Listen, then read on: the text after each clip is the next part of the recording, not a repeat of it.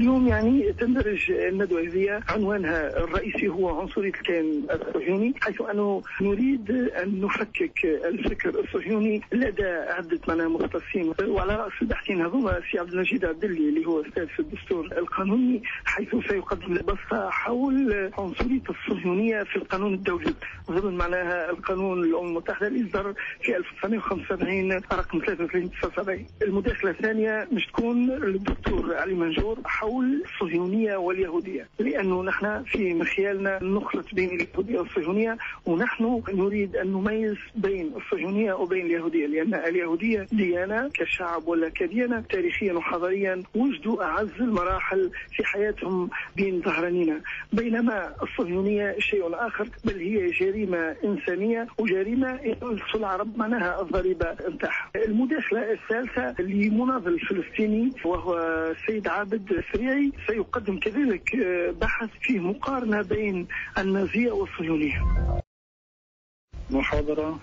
تنطلق من فكرة مؤداها أن العلاقة بين الصهيونية والنازية تتكون من مستويين: مستوى تحتي يحدد صورة الأنا الصهيونية والنازية، ومستوى فوقي يحدد الممارسة العملية للصهيونية والنازية. المستوى الأول هو مستوى ثابت، المستوى الثاني هو مستوى متغير يرتبط بمتغيرات الوضع والصراع السياسي، وهذا يفرض علينا عندما نتعامل مع الكيان الصهيوني أن ننتبه إلى أننا في اللحظة التي نرصد فيها تغيرات هذا الكيان على مستوى الممارسة العملية يجب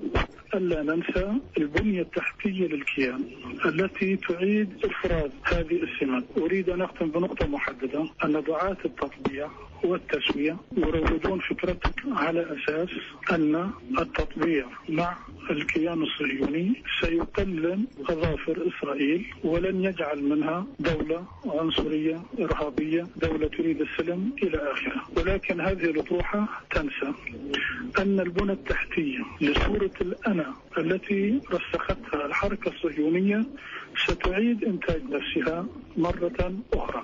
ندلل على ذلك أنه في اللحظة التي بدأ فيها العرب يتحدثون عن السلام والتطبيع أجابهم شمون بيرز: بالعبقرية الإسرائيلية والمال العربي نستطيع أن نجعل من المنطقة جنة على الأرض.